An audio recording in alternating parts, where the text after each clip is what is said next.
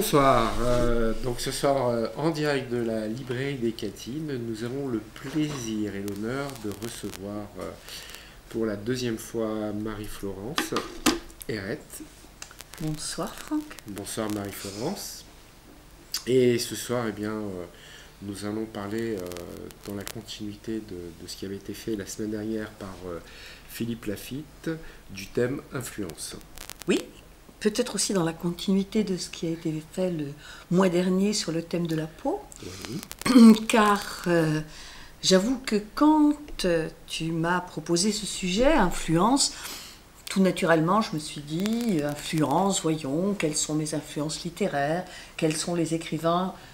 Et alors, je dois avouer que pour quelqu'un comme moi qui, bien plus qu'un auteur, est un lecteur, mais alors un lecteur monstrueux, un lecteur boulimique, je lis 4 à 5 livres par semaine, quelquefois plus, dans n'importe quel domaine, dans tous les domaines.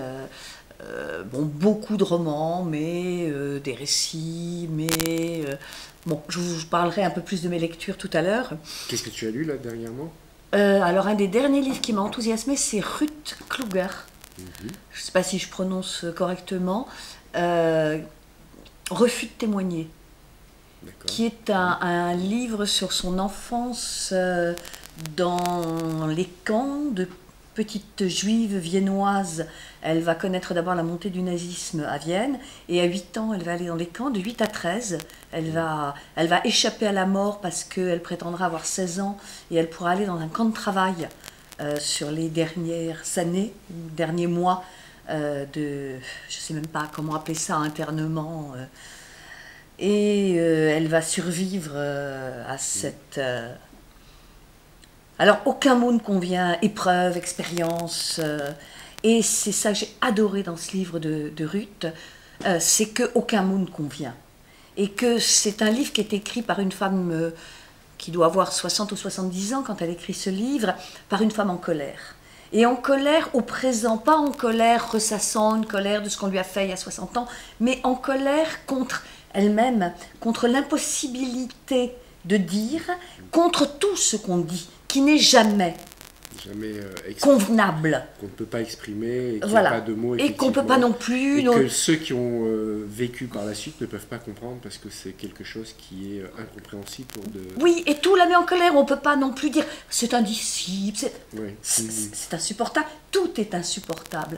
Et c'est pour ça, je pense que ça s'appelle refus de témoigner, parce qu'on ne peut témoigner que dans le refus de témoigner. Enfin, j'ai trouvé ce livre, elle raconte par exemple, il y a une anecdote que j'ai trouvée extrêmement significative. Elle a 12 ans, elle est donc dans un camp de travail, prétendant avoir plus de 16 ans. Et c'est un moment de pause, elle est adossée contre un arbre, il y a un gros Allemand qui travaille aussi, qui est adossé lui aussi contre un arbre, à côté d'elle, et puis qui la regarde, puis visiblement dans son regard, il se dit qu'une gamine ferait mieux d'être à l'école que là. Et il a envie de lui faire sentir que... voilà. Et elle n'en a rien à faire de sa humanité, de ça. Il n'y a qu'une chose qui l'intéresse, c'est la tartine de Saint-Doux qu'il a à la main. Et cette tartine, elle la lorgne, elle la veut, mais elle ne veut pas un bout de la tartine, elle veut toute la tartine. Elle ne veut pas toute la tartine pour la manger tout de suite, elle veut toute la tartine pour la rapporter au camp et la partager avec sa mère et la fille adoptive de sa mère, son amie. Et elle ne veut pas la partager juste parce qu'elle est généreuse, elle veut la partager parce que le camp a développé la solidarité, elle veut la partager parce qu'elle veut montrer à sa mère qu'elle aussi, elle est capable de participer au bien collectif. Et tu vois, derrière chaque vérité, elle trouve, elle gratte, elle creuse. Et elle ne s'arrête jamais en disant, bah voilà, c'est comme ça. Non, non, c'est toujours plus compliqué que ça. Et je trouve ça... et elle a eu un bout de la tartine qu'elle a dû manger tout de suite. Elle crevait de faim, elle était très contente de manger cette tartine. Et en même temps, il y avait encore plus important que ne pas crever de faim. Voilà, il y a des besoins fondamentaux que la faim n'éteint pas. Voilà, c'est un livre qui m'a enthousiasmée et que j'ai lu il y a peut-être une semaine ou 10 jours. D'accord. Et donc qui t'a influencé quelque part? Et qui ne m'a pas influencé ou qui m'influencera, je ne sais pas, qui fait partie, enfin qui m'a nourri. qui m'a nourri. Alors, je crois que c'est une question en fait extrêmement difficile, à moins de... j'ai des amis par exemple qui ont adoré Faulkner et qui vont essayer d'appliquer de façon consciente quelque chose qu'ils ont trouvé chez Faulkner. Moi, ça n'a jamais été... en revanche, j'ai eu envie de revenir, quand on a parlé de cette question, à un livre qui a été déclencheur pour moi d'écriture, qui est le double jeu du tu. On retrouve donc le nom de Bernard Noël que j'ai déjà évoqué, le mois dernier. Oui.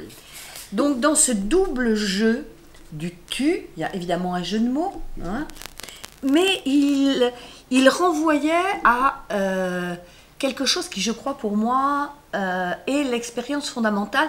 Et je l'ai mesuré quand j'ai travaillé sur Changer de peau. Et je me suis souvenue de mon premier livre, Les Confessions de la Rouée, qui est préfacé par Bernard Noël. Je ne sais pas si je vous lis un extrait de cette préface ou si je vous explique le fonctionnement du livre. Eh ben, les deux. Qu'en penses-tu? Il faut commencer. Il faut commencer. Mais cette décision, qui est d'abord un mouvement personnel, nous introduit aussitôt dans un mouvement général où le commencement se perd. Ainsi, l'individu est-il ramené à l'espèce et l'écrivain à la littérature, tandis que l'intimité se disperse dans le courant qui la jette dans l'histoire, c'est-à-dire dans la fiction collective. Toujours ce double jeu, ou cette double vie. Toujours le désir de couper court vers l'unité, l'éclaircie. La loi est le couteau qui tranche, elle devrait l'être. La loi qui passe pour naturelle et qui est tout le contraire. Prenez le récit, Les Confessions de la Rouée. Vous verrez tout de suite qu'une règle très précise l'oriente et dont l'observation codifie chaque épisode, nous faisant circuler de l'un à l'autre en un élan qui sera votre surprise. C'est que la règle qui contraint n'a pas un effet de contrainte, mais de rythme, de souffle. La règle s'inscrit contre la nature parce que nous ne sommes pas naturels. Elle volatilise cette illusion, elle affirme que notre nature actuelle est d'être fictif, elle situe cette fiction et la quadrille afin de nous permettre de la traverser. Il y a dans la règle un toucher de la limite et par lui un geste vers l'air libre et la réalité.